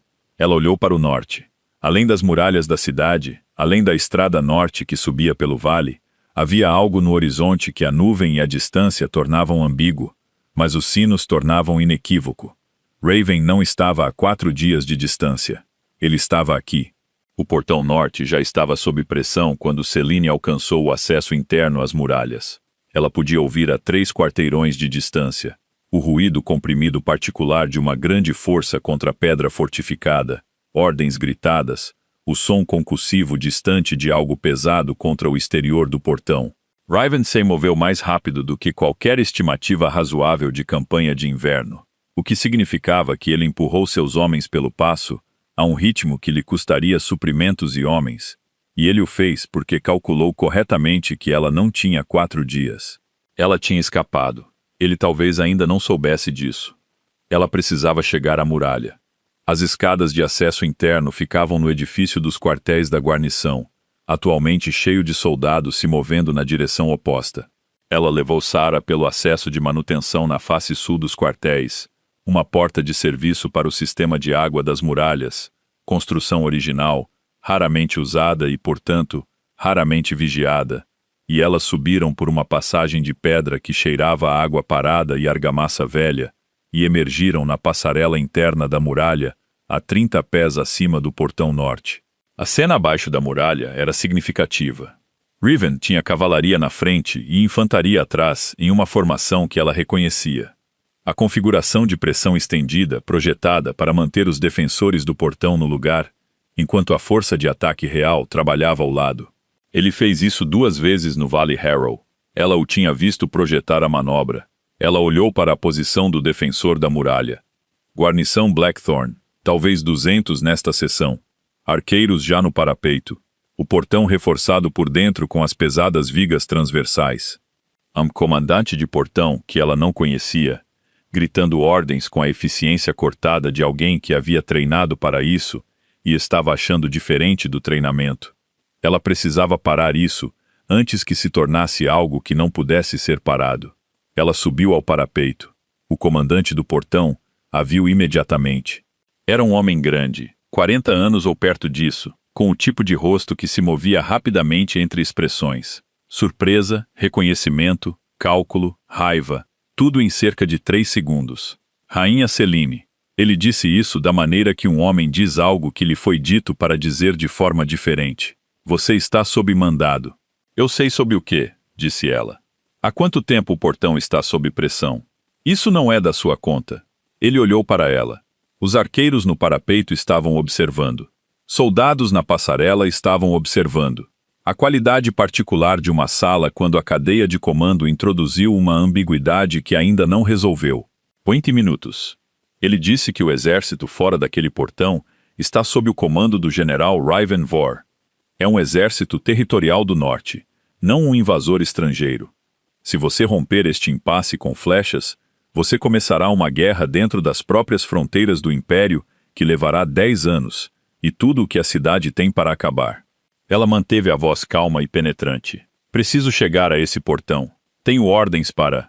Eu sei suas ordens. Ela olhou diretamente para ele. Estou te dando outras. Abra o portão. Eu não posso, comandante. Sua voz perdeu a qualidade calma e ganhou algo mais duro por baixo. Não um grito, o oposto. O registro particular que só funcionava em espaços fechados onde todos podiam ouvir o silêncio. Meu filho está morrendo no palácio atrás de nós. A pessoa que o envenenou está parada nesta passarela agora mesmo e está preparada para falar. O exército fora deste portão veio aqui porque o Império prendeu sua rainha com evidências forjadas e passou 4 dias construindo sua execução. Ela olhou para ele sem piscar. Abra o portão. Deixe-me acabar com isso antes que a alternativa remova a opção. O comandante olhou para seus soldados. Ele olhou para Sarah. Ele olhou para Selene. Ele olhou para o portão. Abra, ele disse. Juan Riven estava a cavalo na frente da formação de pressão. E quando o portão se abriu e ela passou por ele, a expressão em seu rosto passou por várias coisas muito rapidamente antes de se resolver em algo que não era exatamente alívio. Alívio era uma palavra muito suave para o que aconteceu em uma pessoa que estava se preparando para a pior versão de um resultado e recebeu uma diferente. Ele desmontou antes que o cavalo parasse de se mover. Você está viva, disse ele. Por pouco, ela olhou para ele. Ele era meio pé mais alto que ela e tinha os mesmos olhos verde-acinzentados e a mesma mandíbula e a qualidade particular de quietude física que sua mãe tinha. A quietude de alguém que se movia muito rápido quando decidia e era muito quieto no tempo anterior. Preciso que você mantenha a formação. Sem avanço, sem engajamento. Tenho 12.000. Eu sei. Mantenha-os. Ela colocou uma mão em seu braço. Tenho a testemunha. Tenho o que precisamos. Mas se você tomar esta cidade à força, ela se torna conquista. E a conquista não pode ser desfeita em 1 ano ou 1 década. Preciso que seja um acerto de contas, não uma guerra. Ele a olhou por um longo momento. Sua mandíbula estava cerrada. Ele tinha o olhar de um homem que empurrou 12.000 pessoas por um passo de montanha de inverno em 4 dias, e não estava achando simples ficar nas muralhas da cidade que havia sentenciado sua irmã e ser mandado esperar. Quanto tempo? Disse ele. Dê-me até o meio-dia, Selene. Riven. Ela sustentou o olhar dele. Dê-me até o meio-dia. Ele respirou lentamente. Exp. A cavalaria atrás dele ainda eram 12.000 pessoas em uma respiração suspensa. As bandeiras do norte se movendo no vento de inverno. Meio-dia, disse ele. Se eu não tiver notícias suas até o meio-dia, você o fará. Ela se virou de volta para o portão. Ela tinha Sarah. Ela tinha Riven. Ela tinha uma janela de 3 horas de largura e fechando. Ela voltou a pé pelo portão para dentro da cidade, onde todo soldado da guarnição tinha sua descrição, e o rei que a sentenciou estava em algum lugar no palácio acima. E ela pensou sobre o que estava caminhando e o que isso custaria, e se o custo era do tipo que poderia ser gerenciado, ou do tipo que mudava você permanentemente? E ela pensou que a resposta provavelmente era ambos. E ela caminhou de qualquer maneira, porque a alternativa era deixar Morvia terminar o que havia começado. E essa era a única coisa, a única linha que ela havia traçado nos 4 dias na cela, e nas horas na neve, e em cada passo desde que o portão gritou ao abrir em suas dobradiças enferrujadas, a única coisa que ela não permitiria acontecer enquanto ela ainda estivesse respirando. A cidade se fechou ao redor dela. Atrás dela, 12.000 homens mantinham a linha. E no palácio, no centro da cidade, Morvia estava olhando para um mapa e um cronograma, e a expressão particular de uma pessoa, recalculando porque a variável que deveria estar morta ao amanhecer estava caminhando pelo portão norte com uma testemunha e um exército. E, 3 horas, era tempo suficiente para o mundo acabar se você o usasse corretamente. Celine ia usá-lo corretamente. Ela começou a correr. Ela foi para Drev primeiro, não porque ele fosse a opção mais segura. Não era mais. Não com o nome dele na irregularidade de rotação que a levou para fora da cela. Mas ele era a única pessoa dentro das muralhas do palácio que já havia feito sua escolha, e não a reconsideraria porque o tipo de escolha que Drev fez na 4ª hora de luto não era o tipo de escolha que se volta atrás. Você paga por isso adiante ou paga em correntes. E um homem que citou sua filha como razão era um homem que decidiu pagar adiante. Ela o encontrou no corredor administrativo inferior, movendo papéis entre escritórios com a eficiência focada de alguém criando um rastro de papel que precisaria mais tarde. Ele a viu e parou. A testemunha está fora das muralhas, disse ela, sob a proteção de meu irmão. Preciso levá-la ao rei antes do meio-dia. O palácio está cheio de soldados da guarnição procurando por você. Eu sei, então preciso de um caminho para Caor que não passe pela guarnição. Ele a olhou por um momento com a expressão de um homem que não havia antecipado totalmente o quão longe amanhã o levaria de sua vida comum. Então, ele acenou uma vez. O corredor privado da Biblioteca Leste para o estudo do rei, disse ele. É usado para a entrega de documentos. Posso levá-la até a entrada da biblioteca. Sarah Valdish precisa passar pelo portão norte sob guarda. Guarda de Riven, não da guarnição. Ela precisa ser visível. Eu quis dizer o que disse sobre a visibilidade ser sua única proteção. Mandarei um recado pelo capitão da guarda. Ele fez uma pausa. Aquele que abriu o portão. Ela olhou para ele. 9 anos ela havia subestimado este homem. Havia visto a neutralidade cuidadosa e a lido como nada, em vez de lê-la como a paciência de alguém que estava esperando pela coisa certa para agir. Obrigado, disse ela. Ele balançou a cabeça levemente. Não me agradeça até que esteja feito. Ele se virou em direção ao corredor. Vamos. Taylor estava em seu escritório. Ela sabia porque a luz estava acesa sob a porta e porque o som lá de dentro tinha a qualidade peculiar de uma pessoa sozinha e quieta, diferente do som de alguém andando de um lado para o outro ou do som de um grupo. Ela havia aprendido a diferença em 9 anos andando por aqueles corredores e sabendo o que os sons significavam. Ela abriu a porta sem bater. Ele estava parado na janela, a mesma janela onde estivera na noite anterior, a mesma vista do pátio e da torre inferior onde ficava sua cela. A luz do amanhecer entrava, cinzenta e sem brilho. Ela não se virou imediatamente quando ela entrou, o que significava que ouvira seus passos e sabia quem era, o que significava que parte dele esperava por isso. Você saiu, disse ele. Sim. Então ele se virou. Ele a olhou, o casaco de apotecário, as marcas em seus pulsos onde as correntes estiveram. A qualidade peculiar de alguém que havia corrido pela neve, lutado em um mercado e voltado por um portão por vontade própria. Ele olhou para tudo aquilo. O exército no portão, disse ele, está esperando. Riven me deu até o meio-dia. Deu a você? Algo se moveu em sua mandíbula. Seu irmão te deu um prazo. Ele veio aqui para me manter viva. Ele não veio aqui para tomar sua cidade. Ela entrou na sala, não em direção a ele, mas para o lado, para o espaço perto da mesa onde eles haviam ficado muitas vezes em 9 anos. A posição de trabalho, aquela que não era adversarial. Ele vai recuar se você ouvir o que eu preciso que você ouça. Celine Sarah Valdish, ela disse o nome diretamente. Funcionária da cozinha da ala interior, 8 meses de serviço. Ela administrou o composto a Aldrich ao longo de 3 semanas, em doses progressivas, projetadas para se apresentar como febre. Ela obteve o ativador de Peleion através de um canal secundário há 4 semanas. Ela está a caminho deste palácio agora sob escolta e falará diante de quem quer que você coloque naquela sala. O silêncio foi imediato e completo. Kayla a olhou. Ela o observou processar o nome. A maneira como seus olhos se moviam, a pequena mudança em sua respiração, o momento em que a mente de uma pessoa dá um nome a um rosto, a um local, a um padrão de acesso, e a soma dessas coisas se revela. A ala interior, disse ele. Sim, ela está no palácio há 8 meses. Sim, ele ficou quieto. Ela podia vê-lo fazendo a contagem regressiva. Quem autorizou a contratação?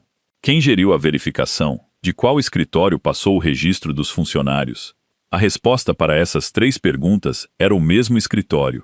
Ela o deixou chegar a essa conclusão sozinho, porque a verdade tinha mais peso quando você a construía a partir de seus próprios materiais. Ela o viu chegar a isso. Onde está Morvana agora? Disse ele.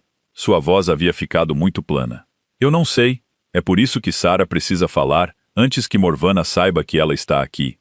Ele se moveu para a porta e deu ordens ao guarda do lado de fora, rápido e específico. A Câmara do Conselho selada. 6 guardas ele nomeou individualmente. Nenhuma outra admissão. Então ele se virou. Aldrich, disse ela. Como ele está? O médico diz que a progressão diminuiu na última hora. A informação sobre a dosagem que você enviou. Ele parou.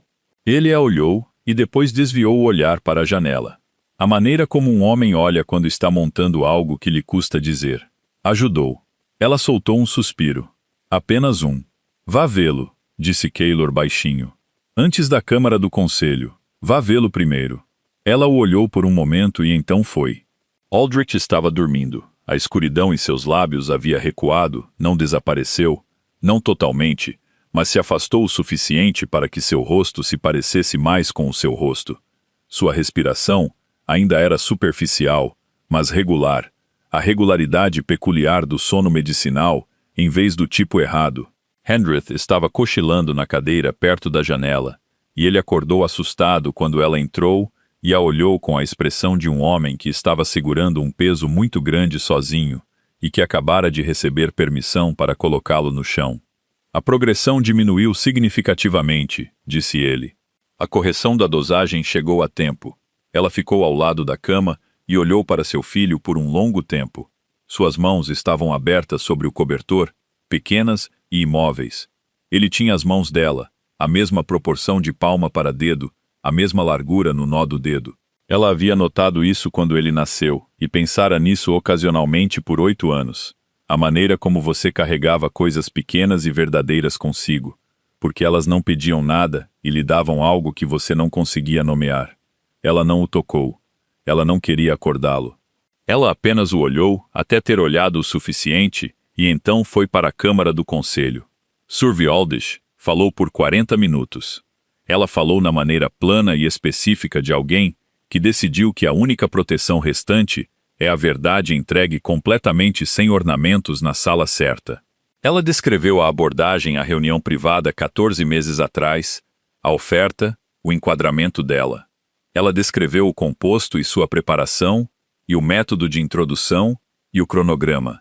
Ela descreveu a correspondência que recebeu com instruções, e o canal pelo qual veio. Ela nomeou o código do cifrão.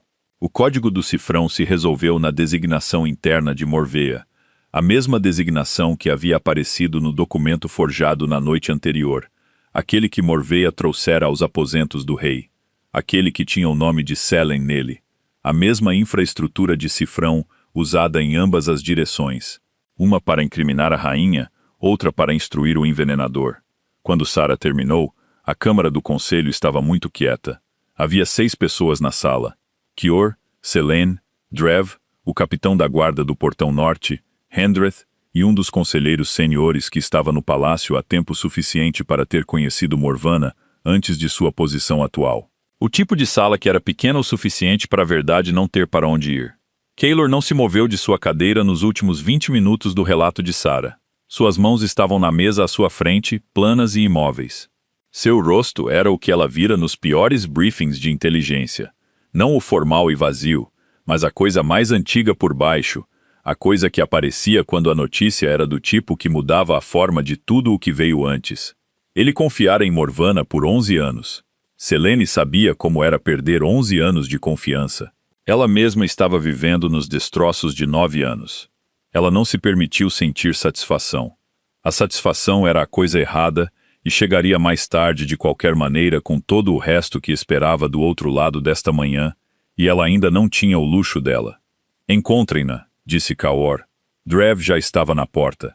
Encontraram Morvia no corredor oeste, a 20 metros da passagem que se conectava à saída privada leste do palácio, aquela usada para movimentação discreta para dentro e para fora do edifício. Ela estava vestida para viajar. Ela tinha uma única mala. Ela se movia com o ritmo controlado e sem pressa, de uma pessoa que acreditava que ainda estava à frente da situação. Ela não estava à frente da situação. Ela parou quando viu os guardas. Ela olhou além deles para Selene e K, que vieram diretamente da Câmara do Conselho, e a expressão quase sorridente que havia sido sua armadura característica por 11 anos, fez algo que Selene nunca a vira fazer antes. Ela se desfez, não exatamente em medo, mas na quietude peculiar de uma pessoa que realizou uma operação muito longa e muito complexa, e chegou ao ponto em que a operação terminou, e o que resta é apenas a verdade do que foi feito, e o que custou, e o que significa. Morveia olhou para Selene com algo em seu rosto que não tinha nada da compostura de jade polido dos últimos 11 anos, e toda a inteligência dura e clara que sempre viveu por baixo dela. Você deveria ter morrido ao amanhecer, disse ela. Apenas isso. Eu sei, disse Selene. Kaylor deu um passo à frente. Sua voz era a mais plana que Selene já ouvira. Lady Morvia, você está sob prisão sob as acusações de... Eu sei as acusações. Morvana olhou para ele. Algo passou por seu rosto quando ela o olhou. Não arrependimento, não exatamente, mas o reconhecimento do custo. É, expressão de alguém que passou muito tempo construindo algo e agora o vê desmoronar e está fazendo a contabilidade final do que a construção valeu. Você continuaria cometendo os mesmos erros, disse ela. Os mesmos pontos cegos, o mesmo conselho. E eu te observei por 11 anos, e observei o império se estreitar em torno da sua maneira particular de vê-lo, e eu sabia que o que viesse depois de você precisava de fundações diferentes. Ela fez uma pausa. Eu estava construindo fundações diferentes. Você envenenou meu filho, disse ele. Eu estava removendo um obstáculo. As palavras caíram no corredor como algo físico. Kaylor não respondeu. Ele não se moveu. Ele a olhou com os 11 anos em seu rosto, e a manhã em seu rosto, e o menino adormecido em uma ala adiante. E qualquer coisa que ele estivesse sentindo, não era visível da maneira como os sentimentos geralmente eram visíveis. Era mais profundo que isso, na mandíbula, nas mãos, ao lado do corpo, na qualidade específica de quietude controlada, que em outro contexto era autoridade, e neste, era o último recipiente entre um homem e a coisa que ele não se permitiria tornar. Levem-na, disse ele. Os guardas se moveram. Morvea não resistiu. Ela permitiu que eles a pegassem pelos braços, e ela caminhou com eles, e não olhou para trás. O exército do norte se desmobilizou na 11ª hora. Riven veio pelo portão com uma escolta menor. 50 cavaleiros, o cumprimento formal de entrada, e encontrou Kylo no pátio externo na fina luz de inverno. Era a primeira vez que os dois homens estavam no mesmo espaço físico, e a tensão peculiar daqueles 9 anos de conflito por procuração de forças arranjadas umas contra as outras em territórios, de um casamento que fora ponte e linha de falha, estava presente na maneira como eles ficaram de pé. Selene ficou entre eles, não mediando, apenas presente. Riven olhou para Cahor por um longo momento. Ele tinha os mesmos olhos verde-acinzentados de Selene. Ele era 3 anos mais jovem e havia passado esses anos liderando homens por um país difícil. E isso se mostrava, não em aspereza exatamente, mas na economia de expressão que vinha de uma vida onde as palavras precisavam contar. Minha irmã, disse ele. As 2 palavras carregavam tudo. Os 4 dias pela passagem. Os 12.000 homens. A urgência calculada de um irmão que sabia o que significavam as execuções ao amanhecer, e agiu de acordo. Sim, disse Kaor. Apenas isso. O reconhecimento do que quase acontecera, do que ele quase fizera em uma única sílaba. Riven o olhou por mais um momento. Então ele olhou para Selene. Ela lhe deu um pequeno aceno. Não perdão em nome de Kaylor. Isso não era dela para dar. Apenas o suficiente. O suficiente para trabalhar. O suficiente para seguir em frente. Riven estendeu a mão. Kaylor a apertou. Os procedimentos do Conselho contra Morvia e os 3 membros que haviam apoiado conscientemente a construção da evidência levaram 3 semanas. Selene não compareceu a todas as sessões. Ela compareceu às que exigiam seu depoimento. E deu seu depoimento na maneira plana e específica que aprendera, observando Sarah Valdish. A verdade entregue completamente sem ornamentos na sala certa. Morvena não se retratou, não se defendeu no sentido tradicional. Ela sentou-se durante os procedimentos com a mesma inteligência composta que sempre usara e respondeu a perguntas com a precisão de alguém que aceitara o veredicto antes que fosse dado, e agora estava apenas gerenciando o registro. A mulher que construiu 11 anos de arquitetura invisível ainda estava construindo o relato de si mesma que sobreviveria à punição, ainda pensando 3 passos à frente mesmo no final. Selene descobriu que não conseguia odiá-la completamente por isso. Essa foi a parte mais complicada do rescaldo. O ódio estava disponível, estava bem ali, justificado e real, construído a partir de 9 anos de diminuição, e 4 dias acorrentada, e a imagem dos lábios escuros de seu filho, à luz do fogo. Ela poderia ter vivido nele facilmente.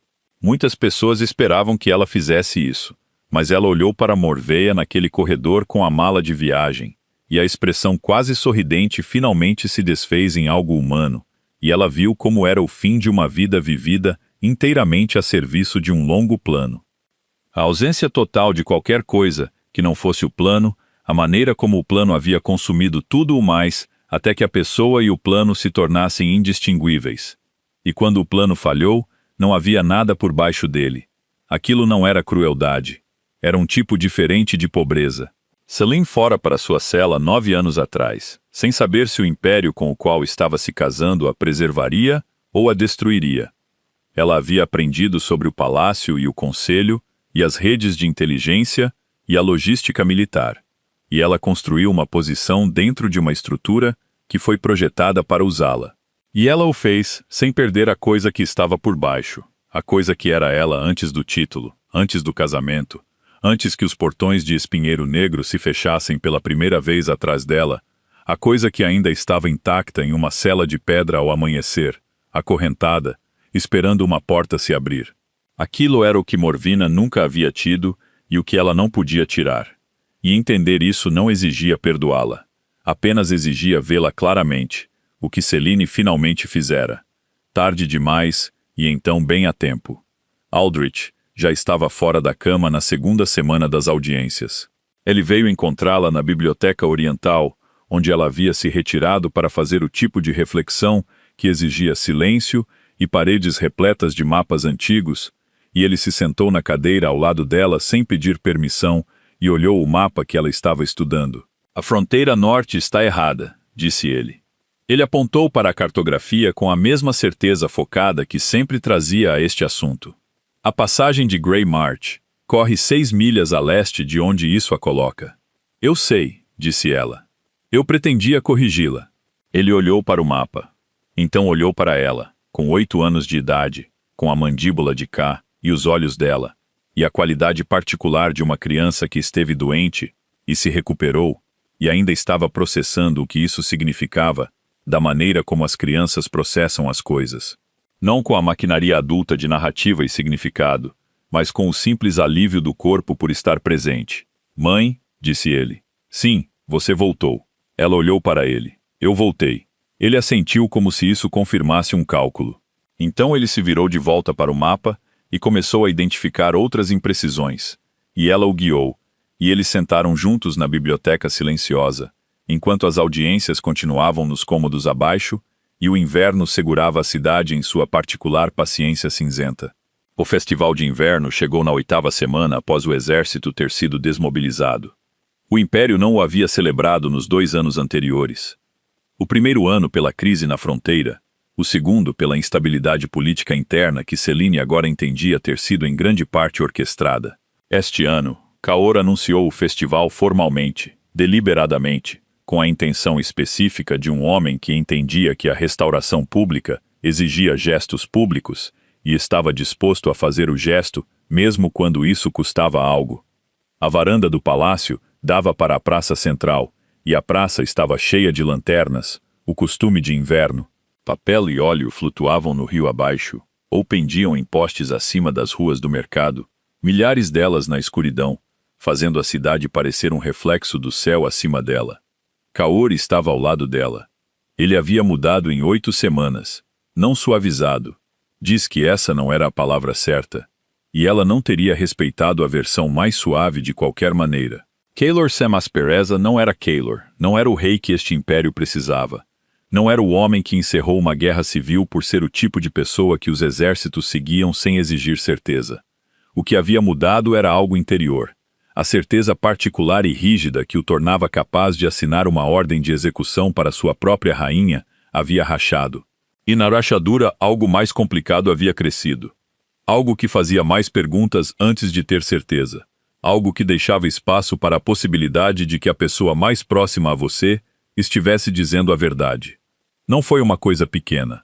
Na verdade, foi a maior mudança que ela já tinha visto nele. Quase destruímos tudo, disse ele baixinho. Abaixo deles, 1000 lanternas se moviam na água. Ela havia pensado em como responder a isso por semanas na biblioteca e nas sessões do conselho, e nas longas noites em que Aldrich ainda estava se recuperando. E ela sentava à porta dele, ouvindo sua respiração. Ela havia pensado sobre o que era verdadeiro, e o que era justo, e o que era o tipo de coisa que poderia ser dita uma vez e permanecer dita. Não, disse ela. Nós destruímos as mentiras que fingiam mantê-lo unido. Ele ficou em silêncio. A coisa que quase não sobreviveu, disse ela. Fomos nós, não o Império. Ela olhou para as lanternas. O Império sempre estaria aqui. Impérios sobrevivem às pessoas dentro deles. O que quase perdemos foi o arranjo particular de confiança que o tornava digno de ser administrado.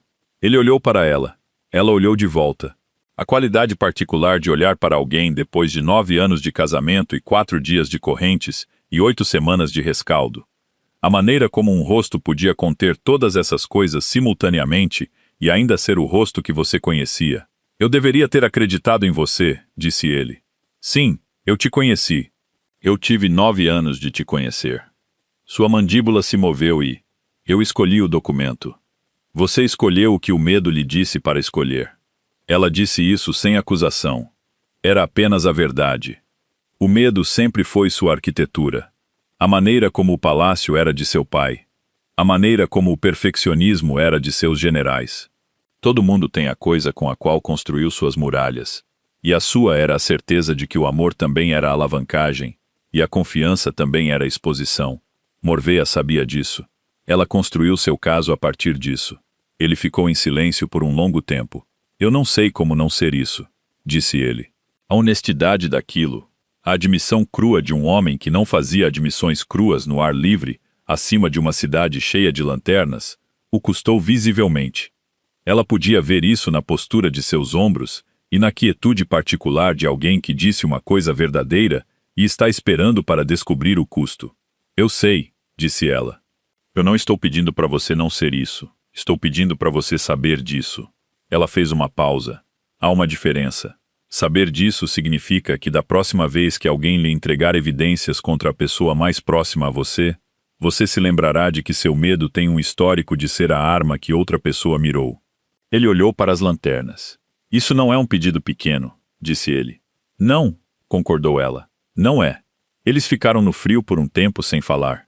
Abaixo deles, o festival se movia pela cidade da maneira como os festivais se movem, o calor e a luz, e a particular insistência humana na beleza no inverno. A recusa em deixar a estação escura ser apenas escura. Selene havia observado este festival desta varanda 2 vezes antes e ficara ligeiramente afastada dele, na posição formal de uma rainha consorte cumprindo o papel público. Desta vez, Ela estava apenas em pé. Parecia diferente.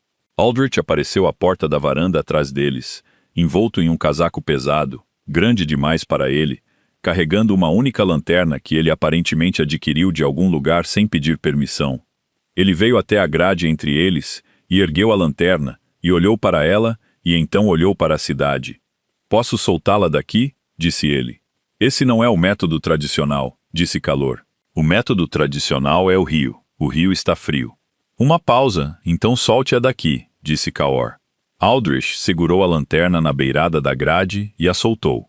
O vento a pegou imediatamente para o norte e para o leste, subindo acima da varanda e do telhado do palácio, escalando para a escuridão acima da cidade, onde 1000 outras já se moviam. Ele a observou ir com a qualidade particular de uma criança que esteve muito doente e se recuperou e, portanto, está prestando atenção a coisas que de outra forma teria tomado como garantidas. Então ele se apoiou no braço do pai. Cor colocou a mão no ombro do menino. Celina observou a lanterna subir, até que se tornou indistinguível das outras.